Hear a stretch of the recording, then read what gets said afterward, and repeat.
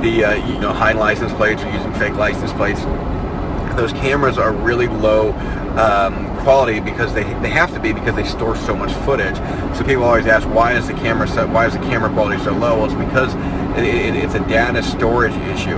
They can't store that much data in high definition, so all they can store are these really granulated and pixelated images. And so it's really easy crime, and you're at your least aware when you're going to when you're going there to your vehicle. So these are the things that you want to watch out for, and the way to do this is to take a little bit of due diligence on the front end. And what I mean by that is we generally walk to our vehicles, and it's more I'm sorry, I know the camera's bouncing a little bit on the road, guys. It's generally more an afterthought, an accident, right, and how we actually take care of this. Man, this road is really bumpy. I never realized this when I put the camera on. I'm so sorry, guys. Also, somebody's going painfully slow in front of me. Why are you going 45 miles an hour, or 25 and a 45? Like, that's painful.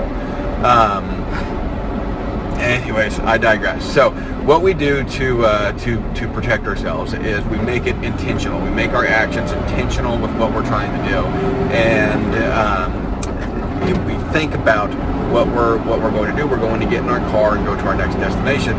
We need to be thinking about that before we leave the building that we're going to. Now, there's a certain thought that, hey, if something makes you uncomfortable, whatever, grab a security guard to walk you out.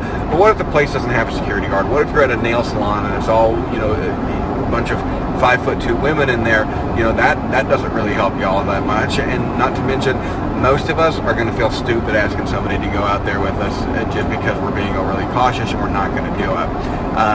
And so that's why we don't end up, the cops always tell you, well, call 911 if you question it. Well, you don't call 911 for every bump in the night. It's just not a reality. You wait until you know you have an issue, and then you call 911. So what we want to do is we want to make sure we have a plan before we walk out to our vehicle. So the first thing to do is to make sure that we have plugged in our GPS where we're going next, or that we know how to get there. So we don't want to be fiddling with that as soon as we get into the car. Then we make sure that we have a safe path to our car, and we're not walking by any of what is the most common thing, right? We joke about it calling the rape vans, but it truly is that. It's the van with no windows or tinted windows. And the reason that these are so common is because it takes 2 or 3 guys, and they can make you disappear in seconds. And what they do is you have somebody driving, and you have another person that stands by that door. They open the door, grab you, pull you in before you even realize what's happening, and then they have another guy in there ready to tie you up. And so this is how these things actually happen, and we want to obviously avoid those vehicles. Walk on the other side of the parking lot from those vehicles, walk around them, even if it takes you a couple extra steps. It's not that big a deal to walk around them. And the guys, we're actually the worst about it because we think nobody's going to mess with us. But the fact is that it's really easy to come from behind you and get you. And even for you that are like me that carry every day, you don't necessarily have the ability to get to your weapon in those situations because they're going to pin your arms down, pull you in, and then they're going to have 2 guys on you strapping you down in no time. So even carrying every day gives you kind of a false sense of security in that. Now, we want to avoid those type of vehicles that are very easy. Minivans, vans are the most common and the simplest way to do it, and so we want to avoid and walk around those. If don't park next to them intentionally, go out of your way to park away from them. If one of them is parked next to your vehicle, they're going to park next to your driver's side if they're planning anything nefarious. Now, here's a reality, 99% of them out there are not doing anything nefarious, and so you're probably being overly cautious. But I promise you that one time comes, you'll regret not doing it. So, but if they're going to attack you, right, they're going to park next to your driver's side entry door. And so they can grab you when you're fiddling with your keys and put your groceries in or whatever. And so what you would do then in that situation is either have somebody else come out with you if you can, or just climb across your passenger seat and actually enter your car through your passenger seat, and then get over it and lock your door, start up your vehicle, and start driving immediately. This is why you want your GPS all done up before you go. As soon as you get in your vehicle, lock your doors, because people are coming up to the vehicles afterwards and trying to open the door and pull people out. Right? We heard the story the other day about this 70, 80-year-old woman who was carjacked, and they drug her from the vehicle because they thought it was funny. and when her arm ripped off, and she actually bled to death in the street. Horrible incident. So we want to not be in those numbers. Now, it's harder when you have things like kids and stuff to actually take care of this the right way, because you're dealing with trying to get kids in. And so what I've told Amanda Lynn to do is, I said, when you go to these parking lots, you should have, if you've got 2 kids with you, so a lot of times you'll have my daughter and my youngest son, and or my oldest son and my youngest son, whichever way it is. And what I've told her to do is that she needs to have put the kids in the vehicle first, and immediately, and have the younger or the older child strapping the younger child into the car seat. They know how to do that, and it's easy for her to look back and check once she's on the move and make sure that they were strapped in correctly.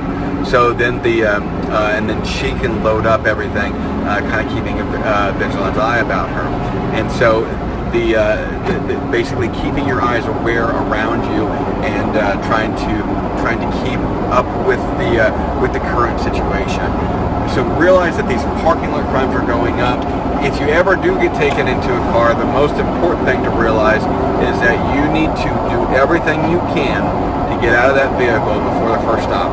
Because the first stop, statistically, is where your bindings and everything are going to be secured in a way that you can't get out. And if you make it to the first stop, you're gone for good. Your chances of getting out of there are virtually nothing.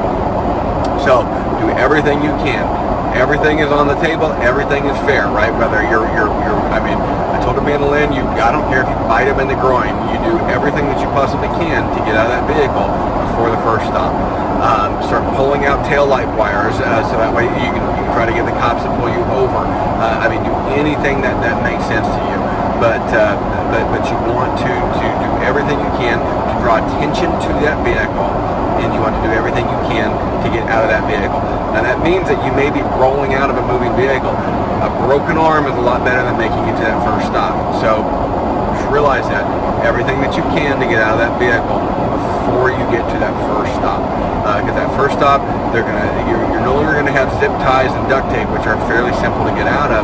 You're now going to have handcuffs. And I know in the movies they show you it's easy to pick handcuffs, and handcuffs truly are fairly easy to pick.